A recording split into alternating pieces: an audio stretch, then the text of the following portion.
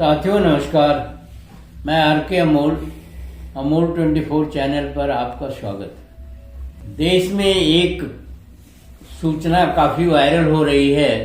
High court के जज जसवंत वर्मा के घर पर नोटों का मिलना, इसी पर आज चर्चा करेंगे। जसवंत वर्मा भोपाल में थे, घर पर नहीं थे, घर बंद था। उसमें आग लगी। आग लगने पर दमकल विभाग आया और आग बुझाने लगा, जिसके दौरान एक घर के अंदर कई खबरें आई। घर के अंदर जो है पहले 50 करोड़ रुपया बताया गया, फिर 15 करोड़ बताया गया, फिर इस तरह से खबरें बदलती रहीं। उसके बाद खबर आई कि कोई रुपया बरामद नहीं हुआ।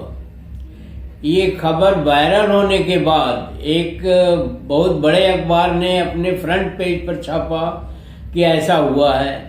उसके बाद उसके कुछ एक आध दिन बाद खबर आई कि कोई पैसा नहीं मिला है, नहीं कुछ बरामद हुआ है और नहीं कुछ हुआ है। इस संबंध में खबरें सुप्रीम कोर्ट तक भी गई। सुप्रीम कोर्ट ने उनका ट्रांसफर किया इलाहाबाद हाई कोर्ट को, और रुपये मिलने की बात जो है विवादास्पद हो गई। किसी ने कहा रुपया मिला, किसी ने कहा रुपया नहीं मिला। उसके कोई सबूत नहीं है, उसकी कोई वो नहीं है। और जसवंत वर्मा जो आए तो उन्होंने भी इस चीज को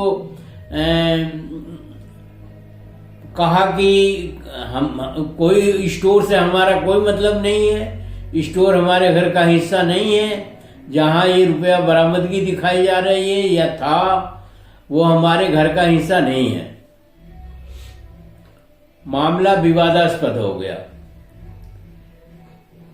सुप्रीम कोर्ट ने कहा मैंने उनका ट्रांसफर किसी और मामले में किया था, और इसकी खबर जो रुपया मिलने की खबर है वो आग की तरह चारों तरफ फैल गई।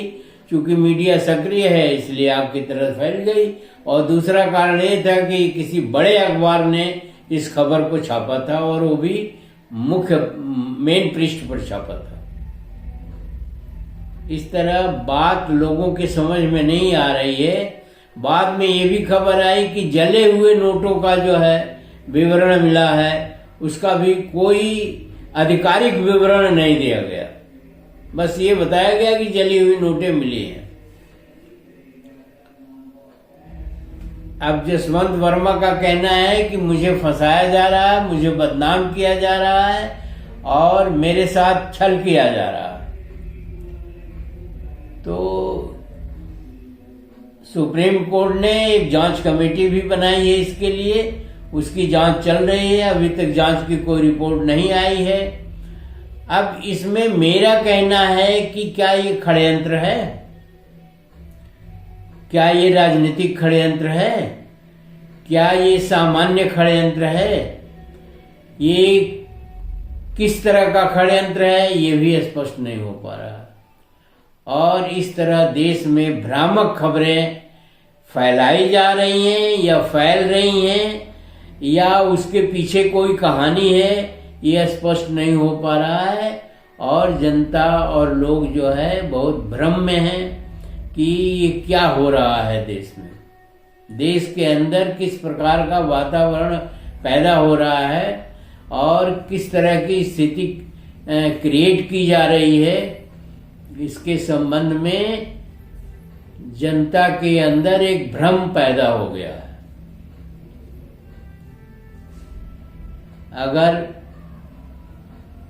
उस खबर की पुष्टि नहीं थी तो बड़े अखबार ने क्यों अपने मेन पृष्ठ पर छापा, और अगर छापा मेन पृष्ठ पर तो उसका खंडन भी उसने नहीं किया है। तो दूसरे दिन जब ये हुआ कि नोटें नहीं मिली हैं, गलत है ये खबर, तो उसका खंडन भी नहीं किया अखबार ने। उसके बाद जो है सुप्रीम कोर्ट ने आनन फानन में उनका ट्रांसफर कर दिया। बाद में बताया कि हमने किसी दूसरे मामले में उनका ट्रांसफर किया है। प्रयागराज के वकीलों ने भी उनके ट्रांसफ़र को अच्छी तरह नहीं लिया और उन्होंने कहा कि इस तरह के जजेस के ट्रांसफ़र यहाँ न किया जाए, जबकि पहले वो प्रयागराज में ही नंबर 2 के जज थे।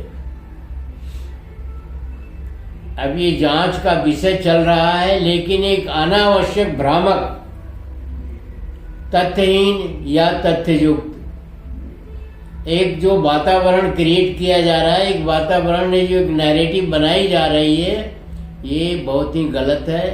और अगर बड़े मीडिया वाले अगर इस तरह की खबरें छापेंगे तो उनकी भी प्रतिष्ठा दांव पर लगेगी और जनता के अंदर भी भ्रम फैलेगा, स्पेशली जुडिशियल के खिलाफ, कि जुडिशियल में भ्रष्टाचार बहुत है।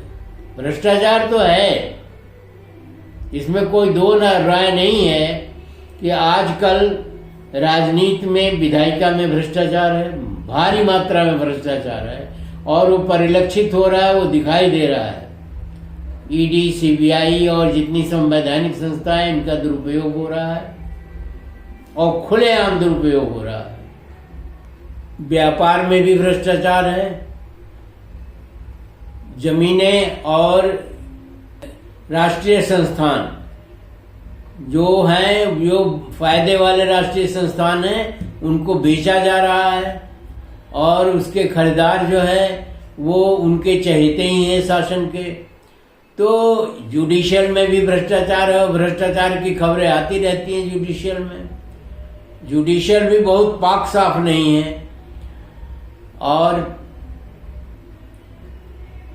पत्रकारिता का या पत्रकारिता संस्थानों में जो लोग हैं उनका भी दोहरा चरित्र है।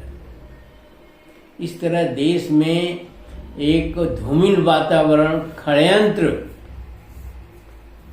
का वातावरण बन रहा है, जिससे पब्लिक जो है असमंजस में है कि ये क्या हो रहा है। कोई भी संस्था, चाहे वो जुडिशियल हो, चाहे वो पत्रकार हो, मीडिया हो, चाहे वो विधायिका हो और चाहे कार्यपालिका हो, कोई भी ये नहीं कहता है कि इतने से इतने विद्यालय खोले जाएं, लोगों को रोजगार की व्यवस्था की जाए और स्वास्थ्य के संबंध में जो है चिंताजनक स्थिति बनी हुई है उसके संबंध में कोई कार्य किया जाए, या देश का वातावरण जो है वो एक सक्रिय वातावरण बनाया जाए। देश का वातावरण एक इस तरह का वातावरण बनाया जाए कि देश में अधिक से अधिक काम हो और सब लोग मिलकर काम करें। इस तरह की बातें ही नहीं आती हैं।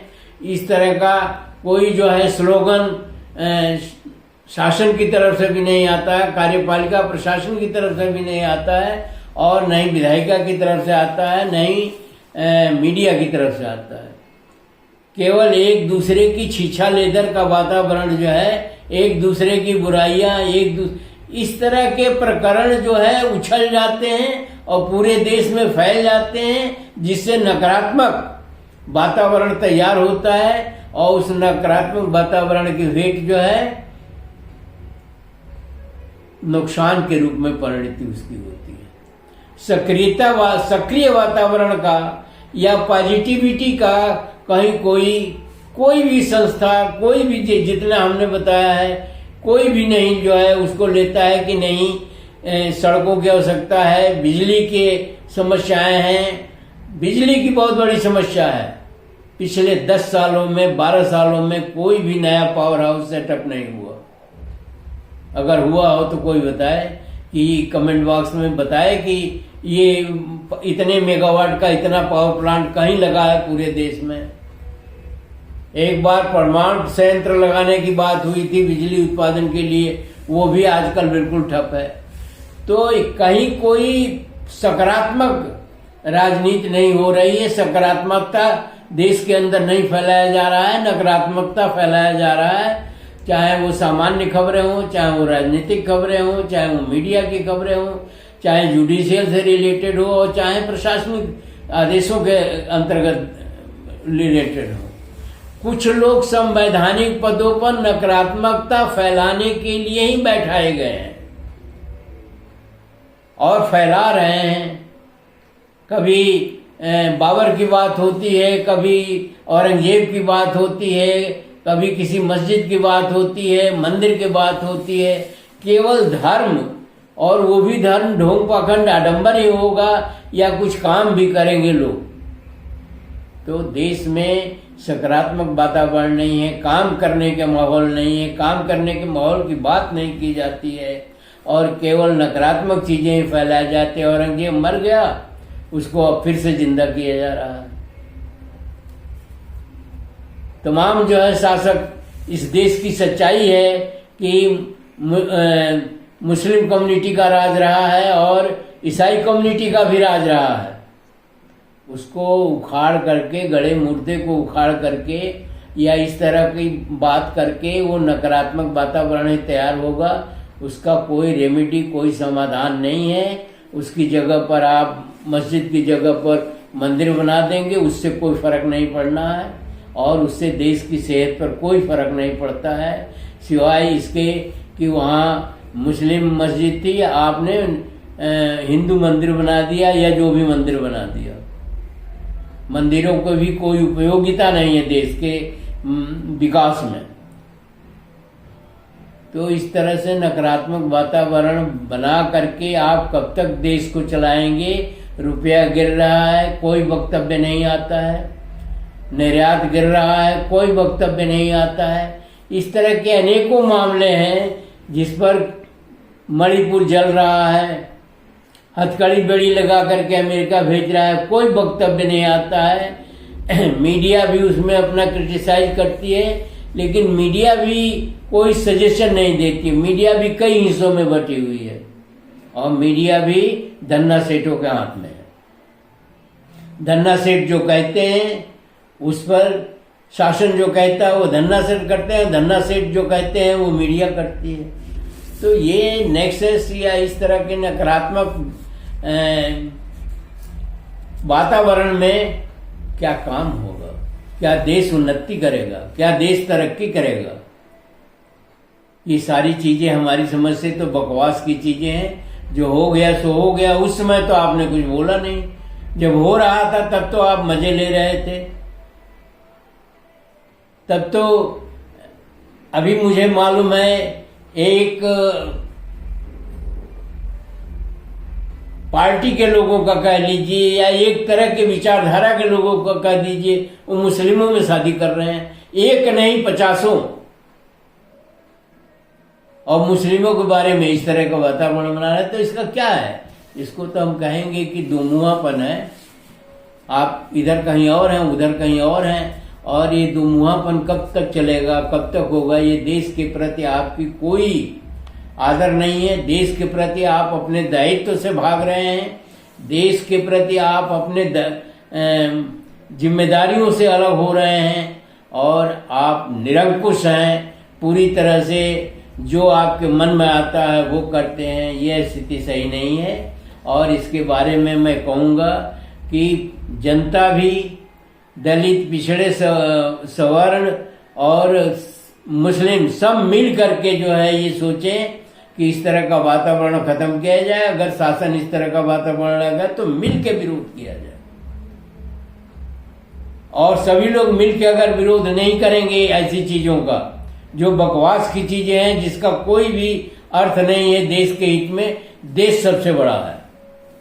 देश के आगे न कोई संस्था है, न कोई आरएसएस है, न कोई बीजेपी है, न कांग्रेस है, न कम्युनिस्ट है, न समाजवादी है, कोई पार्टी नहीं है।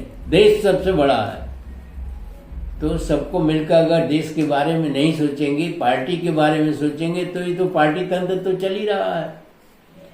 पार्टी तंत्र भी चल रहा है, नंगापन भी चल रहा है, साधु संतों की अपने बखेड़े हैं। साधु संत जो मनमाना बयान होता है वो देते हैं, उस पर कोई अंकुश नहीं है, उसको और बढ़ावा दिया जा रहा है। यह देश के लिए बहुत ही दुर्भाग्यपूर्ण है, निंदनीय है, दुर्भाग्यपूर्ण है और देश को रसातल में ले जाने वाला है। वीडियो को ध्यान से पढ़िए, सुझाव हमें दीजिए कमेंट बॉक्स में। कमेंट बॉक्स में आप अपना विचार प्रकट करिए कि क्या होना चाहिए, क्या नहीं होना चाहिए, क्या गलत है, क्या सही है।